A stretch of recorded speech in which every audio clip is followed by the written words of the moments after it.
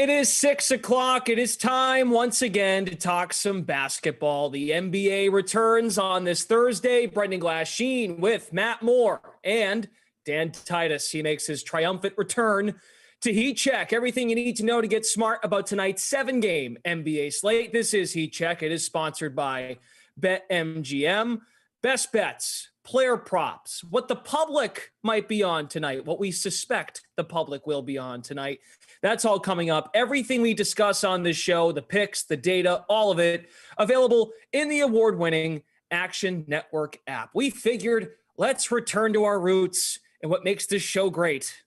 Sort of. The Moneyline Parlay, because we come out of this break, we need to shake off the cobwebs. We need to get a nice, easy lift back into this NBA season, and let's make it easy. Let's just pick 3 outright winners and make the people some easy money tonight, Matt Moore. How about you start us off leg 1 of a 3-leg Moneyline parlay? Yeah, let's start with the Chicago Bulls. Let's keep it going with the DeMar DeRozan train. So the Bulls this season have been absolutely terrific when they are facing a bad defense. They have the 3rd best record in the league straight up when they are facing a bottom 10 defense per clean the glass. Guess what the Atlanta Hawks are? A bottom 10 defense. Zach LaVine is going to play in this game, despite some pretty concerning comments about his need of Brian Windhorst, who we reported on ESPN. DeMar DeRozan's good to go. Yes, no Alex Caruso. Yes, no Lonzo Ball. But ultimately, I think this is about the Hawks and their inability to slow down this Bulls offense, which has still been red hot. The Bulls, even though they have not been as good defensively, have still been really good. They are at home, and we're getting them at minus 165. So let's go ahead and take Chicago and those DeMar DeRozan Bulls at minus 165 for my leg of the parlay. All right, very good. That's a big total tonight, too, in Chicago, 240.5 right now on BetMGM. How about you, Dan Titus? Let's start off with a good pick with your return to Heat Check. What's up? Yeah, I'm going with the Grizzlies minus 125 versus the Timberwolves. Now, the Grizzlies, they're the 3rd best team outright this season at 41-19. The Grizzlies 8-2 straight up over their last 10, but on the road, 7-3 straight up. So I really like them in this spot. Now, the Timberwolves and the Grizzlies, they've split their series 1-1 this year with both victories coming on the home floor. I think this is where the trend ends. Prior to the Wolves' victory in November versus the Grizzlies, they reeled off 7 straight wins versus the Timberwolves over a 2-year span. I think we saw a lot of the highlight plays that John Morant's been making, not only in the All-Star game, but throughout the year. This team is getting healthier, and I think that they're going to come out and play well. Now, we're seeing a lot of sharp money coming in on the Timberwolves side, but good thing is the sharp money is also going on the money line here for the Grizzlies. So 57% of sharp money is on the Grizzlies. So I'm going the Grizzlies as well. Normally when we do this, Matt Moore, I'm the one who picks the team that has the better, is in a closer game like Dan would do at minus 125. And I am going to take longer odds, and I'm going to go to a team that really should have no issues tonight in Detroit, the Cleveland Cavaliers at minus 250. Let's remind the Pistons of who they really are. A nice win for them over the Celtics going into the All-Star break. But with Cleveland, even though there are some injuries that are concerning coming into tonight, I like the Cavs here. They've been over 500 on the road this season. They need to have a sense of urgency out of the break to remain a top 4 team in the Eastern Conference to potentially get some home court. This is a nice, easy way to get back out of the break here. I do have my questions about Garland being out of this game, which if folks didn't know that, there were props available on Darius Garland like all day on BetMGM. So that was a little confusing. I'm like, wait a second, is he in? Is he out? He's out. So no Garland. But I think the Cavs have enough here. I know Goodwin, Rondo, that backcourt combination now with the guard depth being banged up does worry me a tad, but I think the Cavs are so well connected on the defensive end, and they've covered well. They're good against the spread on the road as well. So that bodes well for me to believe the Cleveland Cavaliers can take us home and finish out this 3-leg money leg parlay. I love it.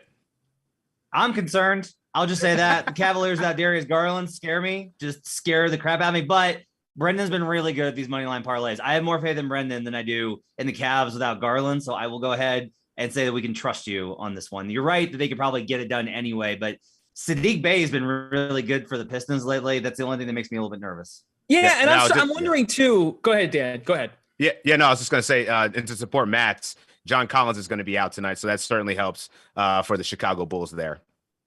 That's right. I thought he mentioned that, but yes, I think he didn't mention that. So that's good. You brought that up. That's good. Yeah, I agree. Come on, the Pistons. Let's go. And the Pistons too. We have to start really considering too. Tankapalooza potentially. Yeah. One pick. Yeah. Little motivation to start losing. Yeah. That's right. Good call. And like real quick, Matt said this earlier today on our Twitter Spaces. We're at a point in the year now. This isn't the second half of the season. This is the last quarter of the season, and they're competing right now with the Magic in the East for draft positioning. All right, so this Moneyline parlay is plus 300, pays out $300 if you bet 100 over on BetMGM. Okay, to the good stuff. Betting is believing. We each pick one spread or one total that we like tonight on this 7-game slate. Matt Moore, why don't you start us off? Yeah, all right. I'll grab the Oklahoma City Thunder plus 10.5 versus the best team in basketball, your Phoenix Suns. So, look, obviously this looks like a mismatch, and we do have the tanking edge on this. However, first game without Chris Paul, no Chris Paul, and the Suns are 10.5-point favorites.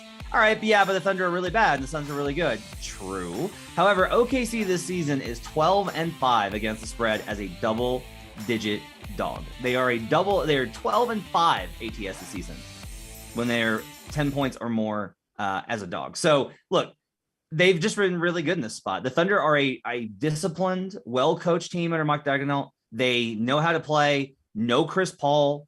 The Suns are they're going to win this game, right? Like the Thunder record straight up when they're a double-digit dog, very bad. But they hang in these games. They're pesky. Like they're just like a really pesky team. And so without Chris Paul, I cannot get to this number at 10.5. I think that Chris Paul is worth enough to get this under the number. So I like the Thunder plus 10.5 to cover versus the Suns. As a reminder to the folks at home, one of the best teams against the spread this season, the Oklahoma City Thunder. Do not lose sight of that, even though they are really just not very good overall. They continue to cover the spread. At least they're one of the best teams in the league to do so. Dan, how about yourself? Yeah, I'm going to go to Boston. I'm going to go with the Celtics minus 2.5 first quarter versus the Nets.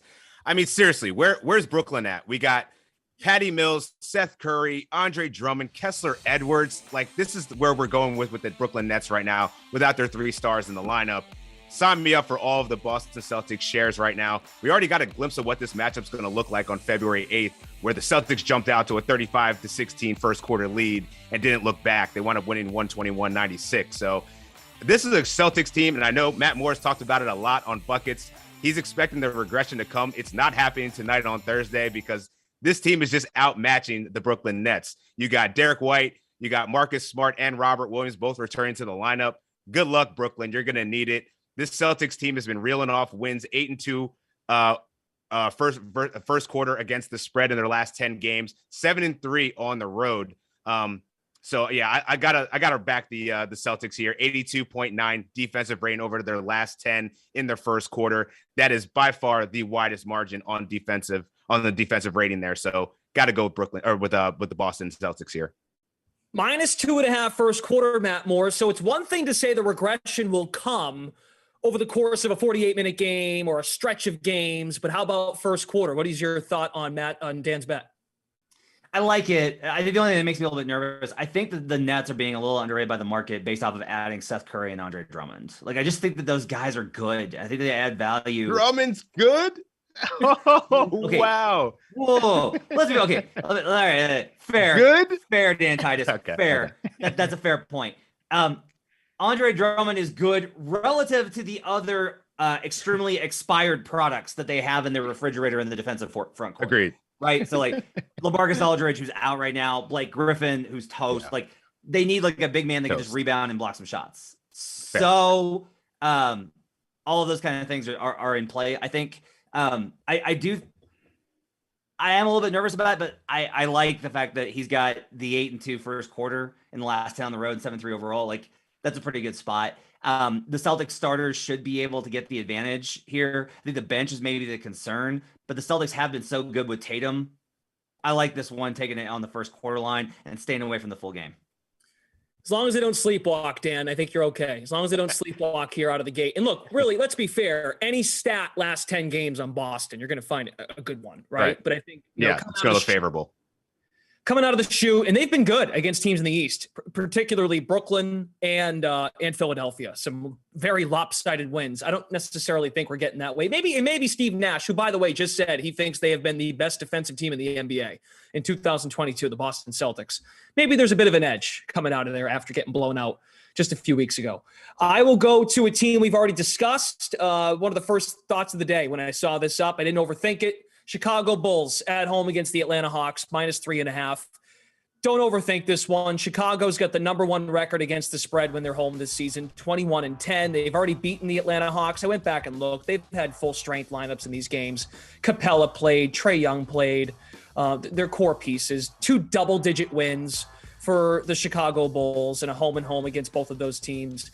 And Atlanta, only second last to the Milwaukee Bucks, the only team behind them in this category against the spread on the road. Atlanta has not covered the spread. They're 6-12 against the spread on the road this season, second worst in the NBA. I even looked into it. I'm like, well, maybe Capella didn't play. No, Capella played, except Vooch got like 20 rebounds in one of the games head to head. So I think when it comes to controlling the glass, they're going to be just fine. I'm also riding the fact that DeMar DeRozan has played at an unbelievable level. I do think the Atlanta Hawks will play better here in these final 20-25 games. But I think coming out of the chute, that is a tough ask to go into Chicago against a team that's just been so good at home. Yeah, I can't bet on Atlanta and their defense, man. Their defense is atrocious. And with John Collins not there, this was the one I was going to play. You got this one in there early, Brendan. So congratulations on that. I love this play, though. I'm on the Bulls as well. You have confidence in the spread as well as the money line there, Matt? Uh-oh. Yeah, I think so. When it's 3.5, I mean, I guess this is in free throw range, right? I think on the road, I'll be a lot more worried about home. Yeah. I think it's pretty good. The Atlanta 6-12 ATS is a road underdog. They've been atrocious on the road this season. They've just been really bad, especially no John Collins. Yeah, I like this quite a bit, 3.5. All right, now it is time, as we move to our next segment here on Heat Check, time to spin the wheel. The wheel tonight has player props across tonight's 7-game slate. Whatever player prop it lands on, we'll weigh in on whether or not we feel the prop is going to go over or under. So Matt Moore is going to get us started here. Cue the music. Let's go. Spin the wheel. And there is Mr. Trae Young. We are all over this Bulls-Hawks game. Trae Young, 37.5 points plus assists. What do you think, Matt? I'm going to go over. All right, so this is concerning because if I think Trae Young's going to have a monster game, how can I have confidence in the Bulls winning outright and covering the spread? But I have said very clearly the Hawks defense is where this gets really bad. Like the Hawks defense has just been so bad. And that's where I think the Bulls' edge is. For Young, though, look, the Bulls defense without Alex Caruso and Lonzo Ball has slipped dramatically. They have not been good over the last month. And that's pretty predictable. They're having to play Ayo Dosunmu, a rookie, and they're having to play Kobe White, who's not very good defensively a lot. And then they're still having to play Vucevic, who is limited in what he can do, and they can't switch as much because of that. They're going to play a lot of drop coverage. That's what they have to do with Vucevic, and that Trae Young eats those alive. He's very comfortable in those spots. So you can see the scoring going up. The Bulls also play a lot at the level. The 2 biggest coverages that they've played over the last month since February began have been playing drop like they usually do, like that's their base scheme, and then playing at the level. They want to put pressure. In those situations, Trae Young is one of the leading assist getters because he knows how to reverse the ball out of a trap and find open shooters, and the Hawks are very much willing to shoot. Plus, he's very good about the lob to Capella, and Vucevic will have trouble with that. So you got all these kind of options. I still like Trae Young over 37.5 points and assists. I think a monster game from Trae Young in a loss.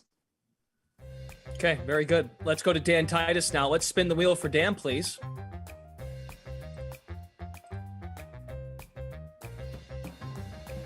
Oh, okay, we go to another point guard in the association. After a monstrous NBA All-Star weekend, All-Star game, more so. That was the story. Steph Curry, 24.5 points, Dan. 24.5, over or under? I'm going to go over. I mean, you're right. That was probably the only story worth noting of the All-Star weekend. I mean, 50 points, 16 threes.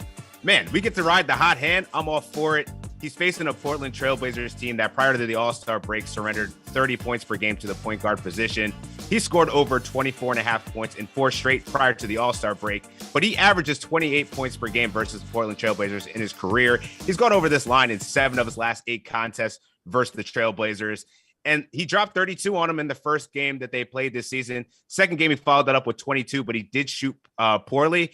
But he hit 6 threes in both of those games. His 3-point line is actually sitting at 4.5 at plus money. I would also take that over. But yeah, I got to go over on Steph Curry, man. After what I just saw, I think this guy's going to be making a claim for that MVP title at plus 1,200 right now. With now, Chris Paul being out for 6 to 8 weeks, who's to say that the Warriors can't make that climb there and make it a little interesting in the MVP race?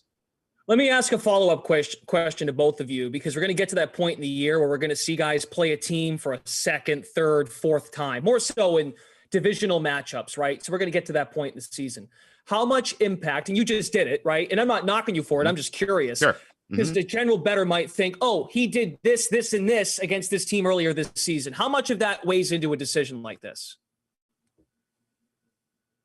So for me, I mean, I think, yeah, you could probably look at the matchups. I mean, each of these matchups have been a little bit different because the Portland Trailblazers have just been having so much attrition in their starting lineup.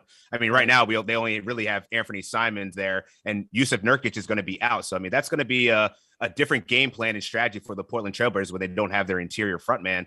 I know some of our fellow contributors at Action Network were saying that this game is probably going to go under. I wouldn't be surprised if we see a little bit more pace here, to be honest, being that we see two really high scoring point guards in Anthony Simons and Steph Curry. I think that they might have a little bit of a lean on them and know how the Warriors play, but I don't think that's going to stop Steph Curry and this Warriors team. Now, Draymond Green's still not there. That still matters. Andre Iguodala's still out. That still matters. But I think we're going to see the Warriors team. I mean, they got a double-digit spread here, so I think they'll be pretty comfortable in this victory here. Yeah, Matt, you have a thought on that? Of course, injury is an exception. You have to keep an eye on who was in previous matchups too, right? Yeah, I mean, I think a lot of this is just like with Nasir Little out and Yusuf Nurkic, the Blazers don't have any rim protection at all, right? And usually not worried about that with Steph Curry because, right, splash. But he will drive and he will take those layups, and without rim protection, he'll feel more confident in doing those. Like Curry, it depends very much on what kind of rim protector you have, whether or not Curry attacks the paint or not. And so I think he's very likely to get that going. You also have this is a pretty inexperienced team. They're playing a lot of guys that are inexperienced. Trying to track Curry off ball in those situations is very difficult. You have to keep track of a lot of off ball movement. The scheme is complex. So Curry's going to have his opportunities. I'm a little bit nervous about it just because it seems like every time the Steph has like one good game, he then follows it up with a clunker. Yeah. But in general, at 24.5, that feels low to me, especially for what I'm expecting to be a pretty high paced game. The Blazers defense has been better, but I can't expect it. It's one thing to be better overall, but it's another to be better versus higher functioning offenses. And the Warriors haven't been super high octane, but at least they're complex. So I don't mind this at all at 24.5. Okay, good stuff. That's just I feel like we're getting to that point in the year. We're going to see teams play each other again. But yeah, as you said, injury is important. You got to monitor the news. All right, I guess I'll give it a whirl. Let's spin the wheel, please. Here we go. All right, we'll go to a big guy. We talked about the Suns and the Thunder already. DeAndre Ayton, points plus rebounds at 25.5. Well, looking here now, Ayton's hit this in 3 of the last 4 games heading into the All-Star break. Now, that was with Chris Paul. This is going to be the first we'll see the Suns without Chris Paul for this long stretch. But I'd like to believe the way they'll scheme it up going forward here without Paul, this is what jumps off the page to me. Seeing Devin Booker's assist prop at 6.5 makes me feel a lot better that DeAndre Ayton is going to have to score the basketball. Like they're going to need a second source of offense out of the gate here in the second half. They'll predicate their offense on getting Ayton looks inside. Booker will be more of a facilitator. Ayton's points prop, I believe, was at 15.5. That to me is still like kind of on the fringe. I didn't feel too great about it. So why not go to both the points and the rebounds against a Thunder team that allows the most rebounds to their opponents this season at 49 per game? Ayton starting to warm up, shooting at a high percentage. I'm asking for 15 and 12, 14 and 12. I think that is by far not an unreasonable ask. Yeah, like this. Look, I mean, the biggest thing is the Thunder don't have any centers. They have no centers. Like they just don't have any at all. Like that is the biggest gap that they have on their team this season. That's been their Achilles heel the entire year. So ultimately, I think that you've got a pretty good confidence that they can get this done. I think I worry a little bit just because Ayton and without Chris Paul there to force feed him, right? Like that becomes a little bit of an issue. Like the question is, does higher usage without Chris Paul get balanced out by the fact that Chris Paul is not there to set him up as much? But even on like putbacks, right? Like just like easy stuff, this should be a cakewalk for Aiden in terms of the opponent. So I like this pick quite a bit. It's a good point. Alley-oops, Chris Paul, that's true. And then because Paul does such a great job, Dan, of getting both a Booker and an Ayton involved. Now that might be more of a challenge for Booker. While it sounds simple, I'll just dump it inside. I mean, Booker's still going to look for his, right? Absolutely. I think he's going to have the ball in his hands a lot more. Cam Payne has been ruled out, so I think we'll also see a dose of Aaron Holiday, which should also, I mean, he's a pretty good pick and roll point guard there. So I think Ayton still will have his shots to dominate the paint here. And as Matt said, this Thunder front court is almost non-existent. So if Ayton has to get busy on the boards, he'll have some put back opportunities. And I think it also should bode well that, Shai Gilgeous-Alexander is going to be playing in this game. He's missed quite a bit of time with the ankle injury. This game should be closer. I mean, Matt picked them to beat the spread here. So I think that we actually might see more active DeAndre Ayton and really punish them down low. Yeah, blowout factor. It's definitely something. But yes, on the Moneyline parlay, if he likes them to win outright, that means maybe we get a closer game and they keep it in there, right? And plus cover the spread at 10.5. So we'll see.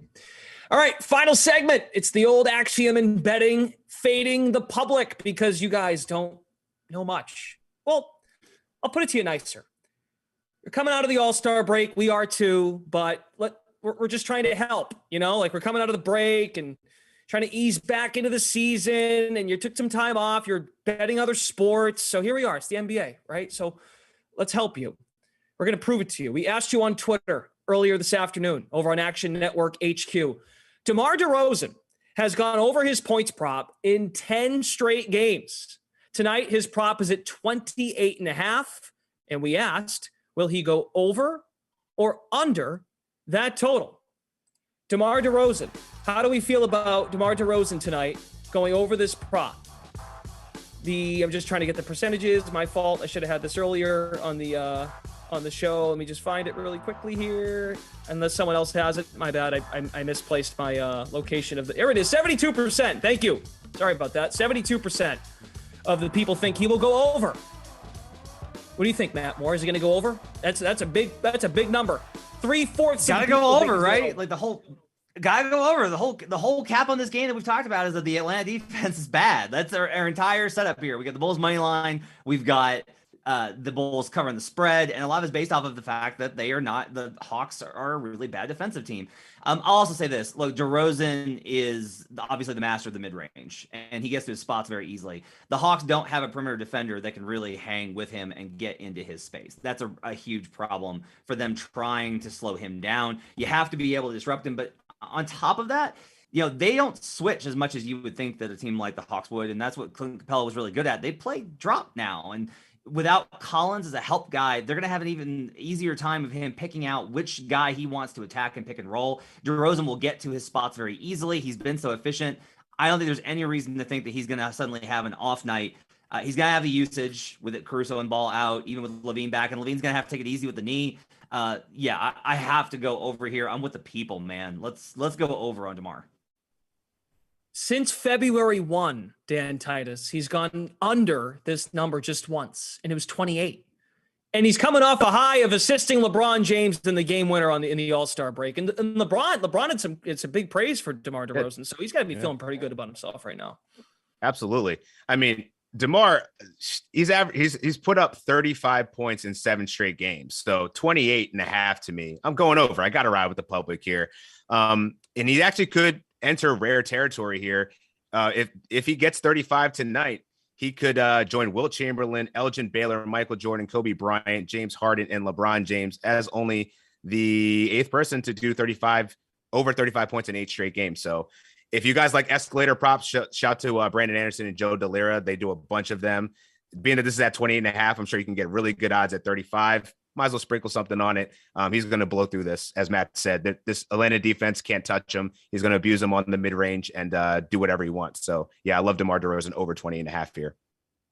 Yeah, it's a sweep. I'm going over as well. Just to add a little bit to what these guys just said, I mean, the opponent really helps. I feel like typically we do one of these polls and you run into a buzzsaw of a team and you're like, oh, I don't know if he's going to be able to shred this defense. But with no John Collins, who is guarding him? Who are the Hawks putting on this guy? Gallinari, DeAndre Hunter. I couldn't even tell you who. it's limited, slim pickings out there. Very slim pickings when it comes to the power forward position. So I'm not too sure what they're going to do defensively. Maybe they bring Vooch over and double teams and they force DeRozan to be a playmaker and assist guy. But even so, I mean, without the point guard depth being banged up, Caruso and Ball, the volume has been there too. Like, you have to feel good about if it was over 30, I think just the thought of getting another 30-point game, that might be hard to come around on, but we're asking for high 20s, 29 points. I think very much possible, especially again against an opponent that's not been great on the road, never mind altogether, but defensively a bottom 10 team in the NBA this season, points allowed, defensive rating. It's a good spot. And DeMar DeRozan, I think, even though he did play in the All-Star game, riding a little heat wave coming out of the break. So on heat check, as we like to say. All right. So to recap tonight's show, we're going to come out of the break. I feel really good about us coming out of the break strong. Here we go. Matt Moore is on the Thunder, plus 10.5 tonight against the Suns. Trae Young, over 37.5 points plus assists. DeMar DeRozan to hit over his point total tonight. Dan's got the Celtics in the first quarter, minus 2.5. Steph Curry, over 24.5 points. DeMar DeRozan also hitting the over on his prop and on the points prop. And I will have the Bulls minus 3.5. DeAndre Ayton over 25.5 points plus rebounds, and DeRozan over as well. Maybe you want to fade us if you don't feel good about it then. But we're with you tonight, people. We are with you. Matt Moore, anything you'd like to share with us about the Buckets podcast coming up? Yeah, check out the Buckets podcast. We got lots of great stuff this week, getting you set for the last quarter of the season in the NBA, futures, all sorts of futures talk, MVP discussion with professional bettor Raheem Palmer. Brandon Anderson and I looked at the title tiers and exactly, who's got the best value, looking at the market to win the NBA title. And it's a pretty open season. Check it out. Download Buckets on your mobile device today. All right, we're making the turn for home in this NBA season. Should be a lot of fun. Be sure to check us out. We're here every Wednesday at 6 o'clock. Little change of the schedule with the All-Star break. So be sure to join us next Wednesday night at 6 p.m. We'll also start doing this show twice a week. So we'll be here Tuesdays and Wednesdays to get you set for the NBA schedule. 6 p.m. start time on the Action Network HQ Twitter handle. So be sure to join us. For Matt Moore, Dan Titus, and our entire team, Brendan Glasheen saying so long. Best of luck tonight with your bets and all of your picks. And thanks for watching Heat Check, presented by BetMGM.